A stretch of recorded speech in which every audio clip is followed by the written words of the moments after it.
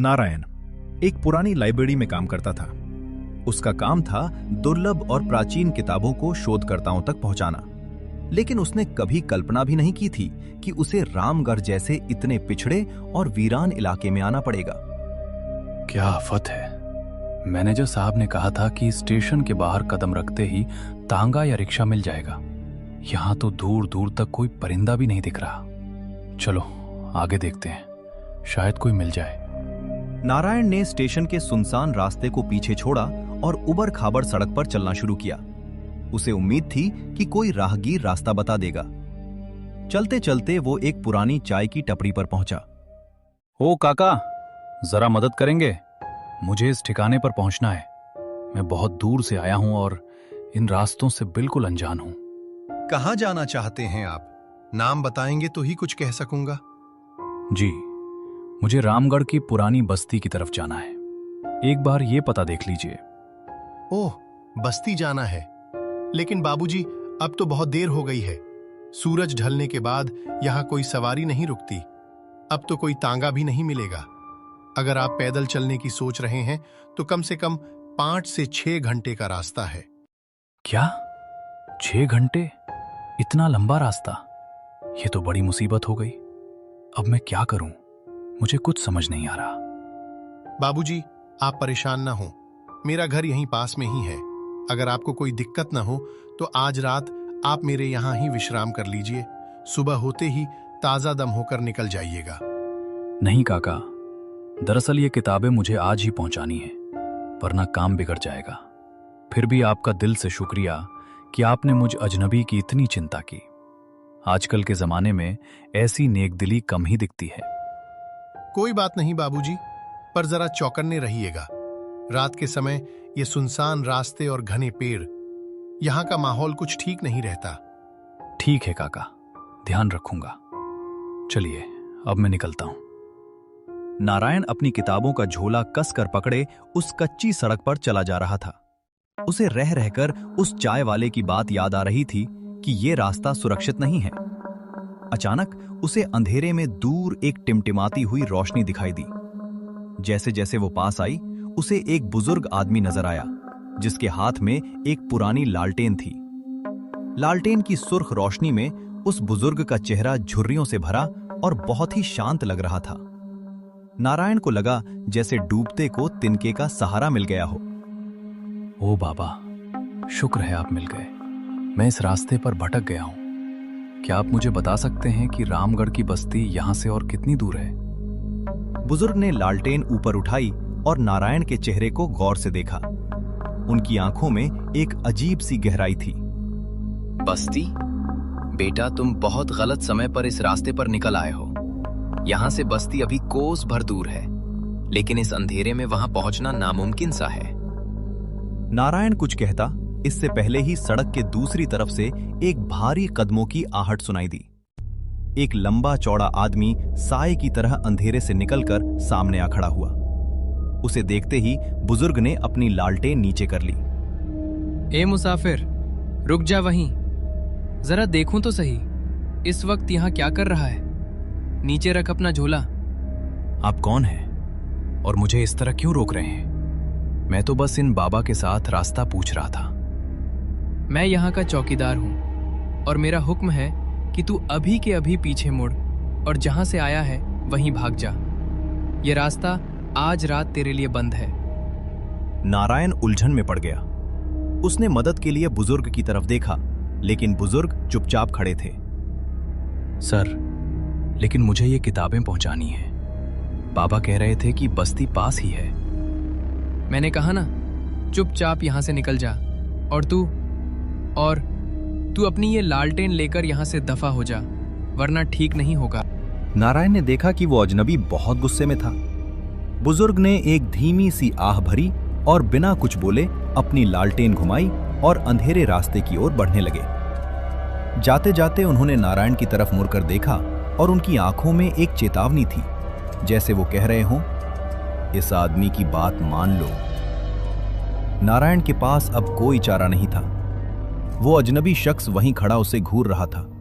मजबूर होकर नारायण पीछे की तरफ पैदल चलने लगा। कदम दर कदम वो उस अंधेरे में डूबता जा रहा था। दूर तक कुछ दिखाई नहीं दे रहा था, बस ताड़ और नारियल के ऊंचे पेड़ों की लंबी कतारें थीं और एक ऐसा सन्नाटा जिसे हवा की सरसराहट भी नहीं तोड़ पा रही थी। नारायण के पैर अब जवाब दे रहे थे। उस अजनबी पुलिस वाले ने उसे पीछे तो भेज दिया था, लेकिन वो रास्ता कहाँ जा रहा था उसे खुद नहीं पता था। चारों तरफ ताड़ के ऊंचे पेड़ किसी कंकाल की तरह खड़े थे। हवा में एक अजीब सी ठंडक थी जो हड्डियों तक पहुंच रही थी। कैसी मुसीबत में फंस गया हूं मैं। मैनेजर साहब ने तो कहा था कि बस कुछ ही घंटों का काम है। अगर आज रात मैं उस ठिकाने पर नहीं पहुंचा तो ये दुर्लभ दस्तावेज खराब हो सकते हैं। क्यों आया मैं इस वीरान इलाके में? इन्हीं ख्यालों में डूबा नारायण सर झुकाए तेज कदमों से चल रहा था कि अचानक उसे महसूस हुआ कि उसके पीछे कोई चल रहा है। जैसे ही वो रुकता, पीछे वाली आहट भी रुक जाती। नारायण का दिल जोर जोर से धड़कने लगा। उसने हिम्मत जुटाकर पीछे मुड़कर देखा। पगडंडी पर कोई इंसान नहीं था, लेकिन पेड़ों के झुरमुट के बीच से एक अजीब सी आकृति धीरे धीरे उसकी तरफ बढ़ रही थी। वो आदमी जैसा ही था, पर उसका कद सामान्य से कहीं ज्यादा लंबा था, लगभग 7-8 फीट। उसका शरीर एकदम काला था और उसकी आंखें रात के अंधेरे में बिल्ली की तरह चमक रही थीं। वो चल नहीं रहा था, बल्कि जमीन से थोड़ा ऊपर तैरता हुआ आ रहा था। नारायण के मुंह से चीख निकलते निकलते रह गई। वो मौत के डर से सुन्न पड़ गया।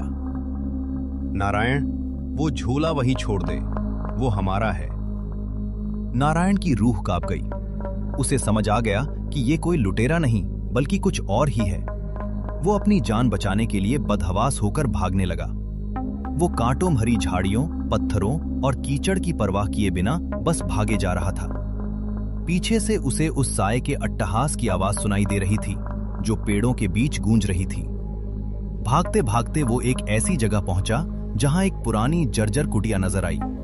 वो किसी वीराने में अकेला ठिकाना लग रहा था। कुटिया की दीवारों से मिट्टी झड़ रही थी, लेकिन उसके अंदर एक मध्यम सी रोशनी टिमटिमा रही थी। किसी इंसान की मौजूदगी का एहसास पाकर नारायण ने पूरी ताकत से दरवाजा खटखटाया। बचाओ, कोई है? कृपया दरवाजा खोलिए, बाहर कोई मेरा पीछा कर रहा है। कुटिया का दरवाजा धीरे से खुला। सामने वही लालटेन वाला बुजुर्ग खड़ा था जिसे उसने रास्ते में देखा था। अंदर आओ बेटा, जल्दी अंदर आओ, बाहर बहुत खतरा है। नारायण ने अंदर घुसते ही दरवाजा बंद कर दिया और घर के अंदर बैठ गया।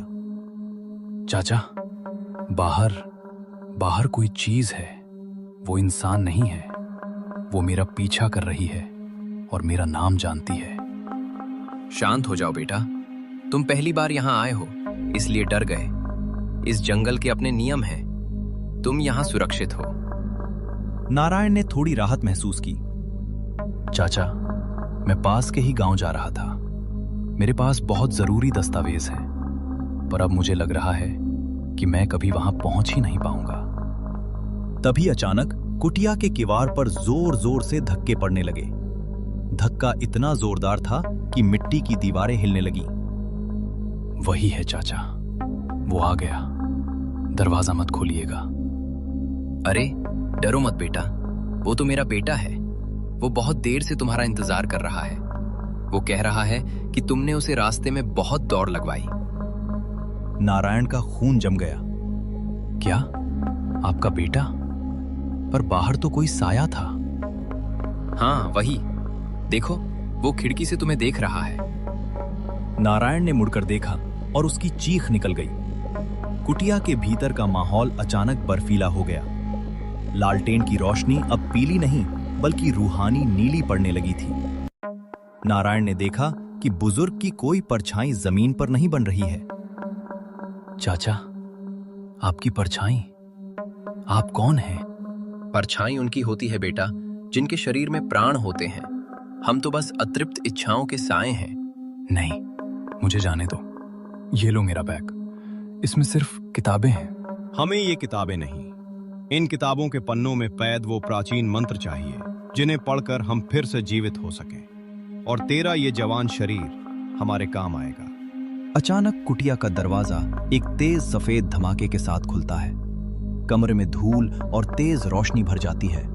रोशनी के बीच से वही पुलिस अधिकारी श्यामलाल प्रकट होता है। उसका शरीर पारदर्शी है और उसकी आंखों से नीली ज्वाला निकल रही है। रुको, अपनी गंदी सीमा पार मत करो। सर, आप?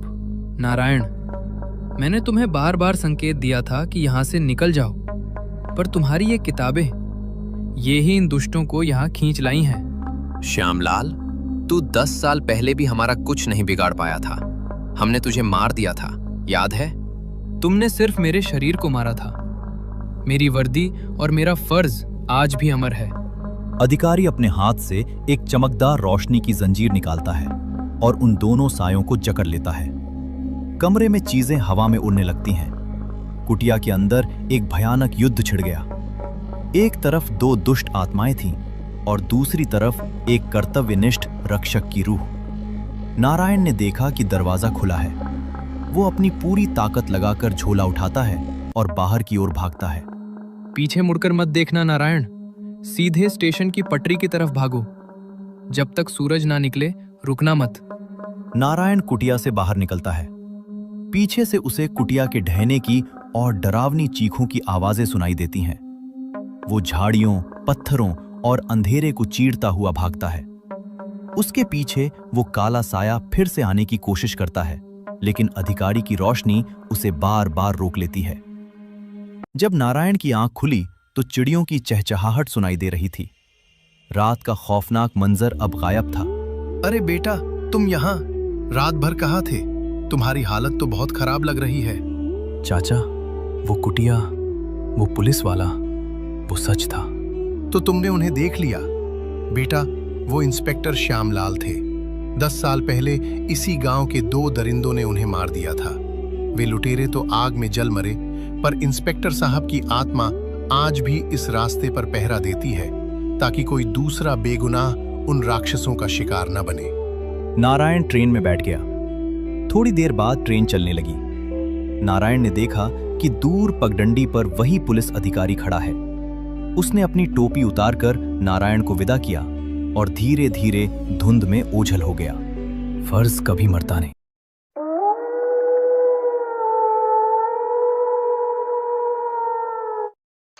मई की वो रात थी।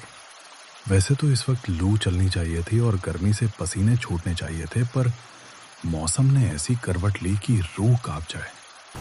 आसमान में घने बादलों ने डेरा डाल रखा था। रात के 10 बजे ऐसा सन्नाटा था कि खुद की धड़कनें भी कानों में गूंज रही थी। गांव के कोने वाली चाय की टपरी पर 2 लोग बैठे थे।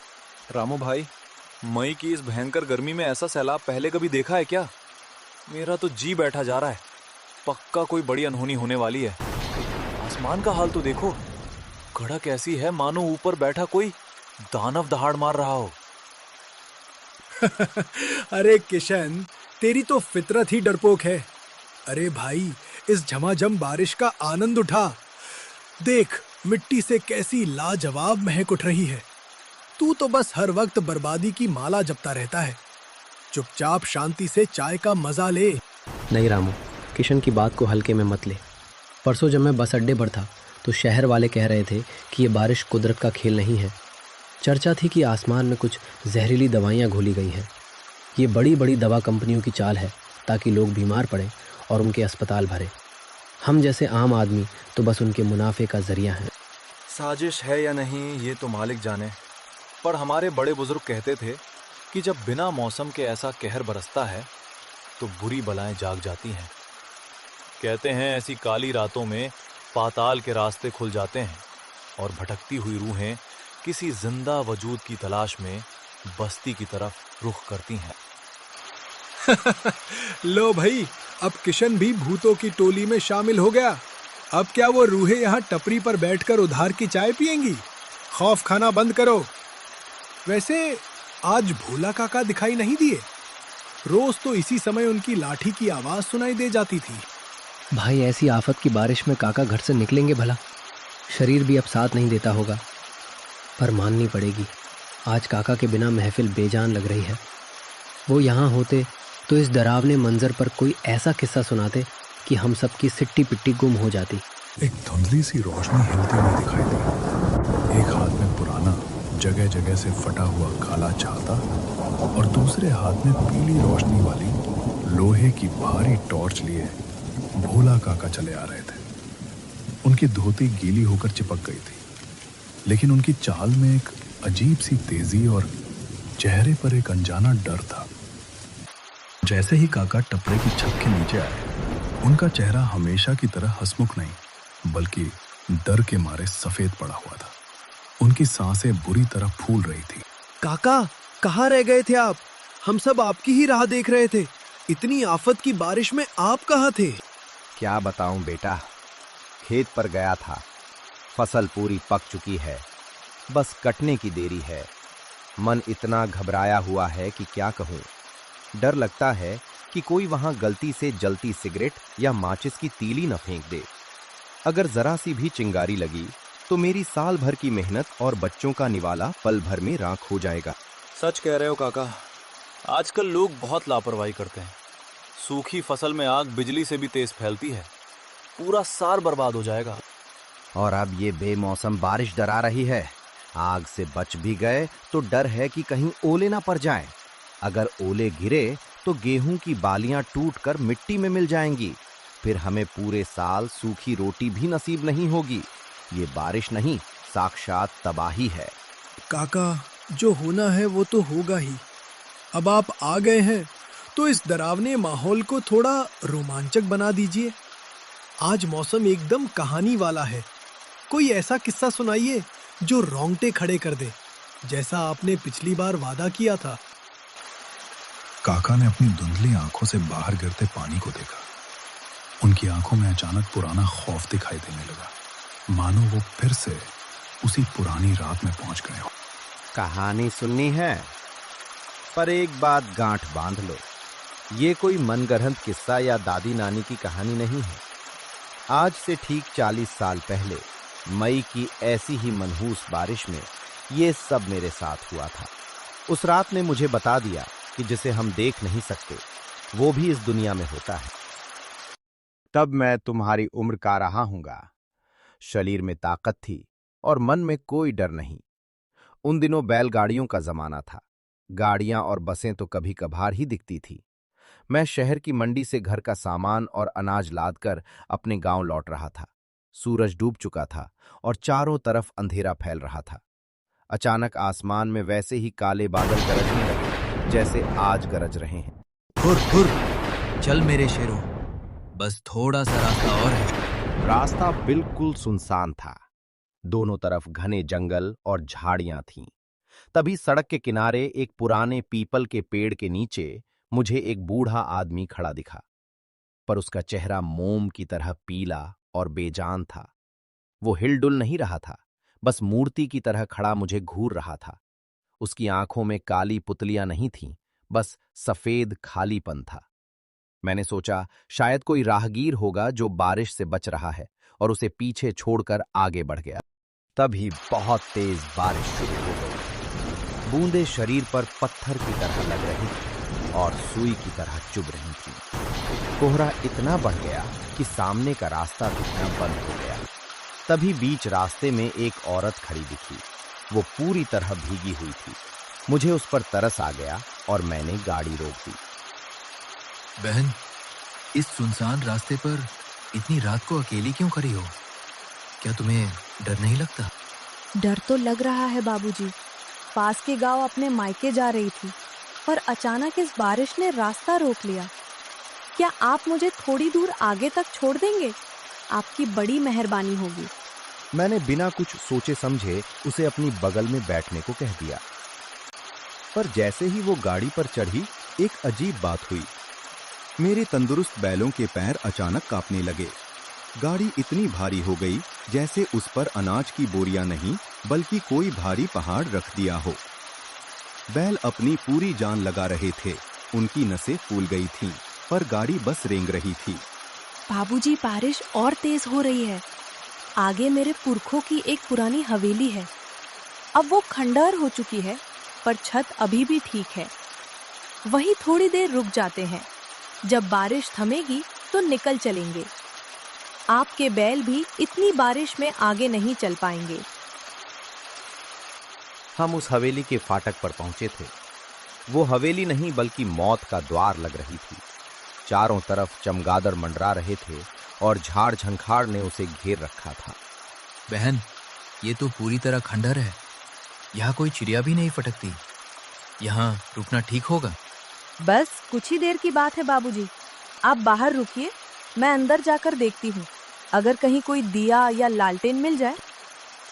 5 मिनट बीते, 10 मिनट बीते, वो वापस नहीं आई। सन्नाटा इतना था कि मुझे अपने बैलों के दिल की धड़कन सुनाई दे रही थी। मुझे चिंता हुई कि कहीं वो बेचारी किसी गड्ढे में ना गिर गई हो। मैं दबे पांव अपनी लाठी संभालते हुए अंदर गया। एक कोने वाले कमरे से हल्की पीली रोशनी छनकर आ रही थी। मैंने सांस रोककर दरार से झांका और जो देखा उसे देखकर मेरी रूह कांप गई। वो औरत अब औरत नहीं थी। उसके पैर घुटनों से पीछे की तरफ मुड़े हुए थे। वो एक बड़े से लोहे के पतीले में कुछ काला काला पका रही थी। उसमें से सड़े हुए मांस और खून जैसी भयानक दुर्गंध आ रही थी। वो अपनी लंबी काली जीभ बाहर निकालकर बड़बड़ा रही थी। आज बरसों बाद ताजा इंसानी शिकार मिला है। पहले इसका कलेजा निकालूंगी, फिर इसकी हड्डियां चबाकर अपना पेट भरूंगी। मेरे पैर जम गए थे, गला सूख गया था। मैं वहां से उल्टे पैर भागने की कोशिश करने लगा। लेकिन जैसे ही कमरे से बाहर निकलकर आंगन में आया, सामने वही सफेद कपड़ों वाला बूढ़ा खड़ा था। कहाँ जा रहे हो बेटा? अब देर हो चुकी है। वो तुम्हें इतनी आसानी से नहीं छोड़ेगी। देखो, वो तुम्हारे ही मांस का भोज तैयार कर रही है। बाबा, आप कौन हैं? आप तो मुझे रास्ते में भी मिले थे। भगवान के लिए मुझे बचा लीजिए। मेरे छोटे छोटे बच्चे घर पर मेरा इंतजार कर रहे होंगे। मैं भी इंसान था बेटा। आज से 50 साल पहले मैं भी इसी रास्ते से गुजर रहा था और इसी औरत ने मुझसे लिफ्ट मांगी थी। मैं इसके जाल में फंस गया। इसने मुझे तड़पा तड़पा कर मार डाला और मेरा मांस खा गई। तब से मेरी आत्मा इसी खंडर के आसपास भटक रही है ताकि किसी और मासूम को इस मौत के कुएं में गिरने से बचा सकूं। मैं रास्ते में तुम्हें इसीलिए बार बार दिख रहा था ताकि तुम रुक जाओ, पर तुम नहीं समझे। तभी वो चुड़ैल कमरे से बाहर निकली। उसकी आंखें अंगारे की तरह लाल थीं और नाखून 6-6 इंच लंबे। उसकी डरावनी हंसी पूरे खंडहर में गूंजने लगी। उसने अपना हाथ हवा में लहराया और अदृश्य ताकत से मुझे जमीन से 5 फीट ऊपर उठा लिया। मेरा दम घुटने लगा, आंखें बाहर आने लगी। तभी उस बूढ़े ने अचानक अपनी धुंधली सी काया बदली और एक प्रचंड चीख के साथ चुड़ैल पर झपट पड़ा। दोनों हवा में गुत्थम गुत्था हो गए। भाग बेटे, अभी मौका है, भाग। मैं इसे ज्यादा देर तक रोक नहीं पाऊंगा। अपनी जान बचा और कभी पीछे मुड़कर मत देखना। मैं बिना पीछे देखे पागलों की तरफ भागा। मैंने अपनी कीमती बैलगाड़ी वहीं छोड़ दी। सारा सामान, अनाज सब छोड़ दिया। मैं कांटों वाली झाड़ियों, कीचड़ और पत्थरों पर गिरता पड़ता गांव की ओर भागा। पीछे से उस चुड़ैल की ऐसी भयानक और दिल दहला देने वाली चीखें आ रही थीं जो आज भी मेरे कानों में गूंजती हैं। छोड़ मुझे, उस इंसान को मैं नहीं छोड़ूंगी। मुझे उसका खून चाहिए। काका, अगर आप उस बूढ़े की बात पहले ही मान लेते तो आपकी गाड़ी और सारा सामान बच जाता। हाँ बेटा, यही मेरी गलती थी कि मैंने अपनी आंखों पर भरोसा नहीं किया। पर वो भला आदमी वहां सिर्फ मुझे बचाने आया था। शायद उसे मुझ में अपना बीता हुआ कल दिख रहा था। काका, अब तो घर जाते समय हर पेड़ के पीछे वही बूढ़ा आदमी खड़ा दिखाई देगा। एक और कहानी सुना दीजिए ना, जिससे ये डर थोड़ा कम हो जाए। नहीं बेटा, अब और कहानियों का समय नहीं है। रात के 12 बज रहे हैं और ये बारिश अभी रुकने वाली नहीं है। अब चुपचाप अपने अपने घर जाओ।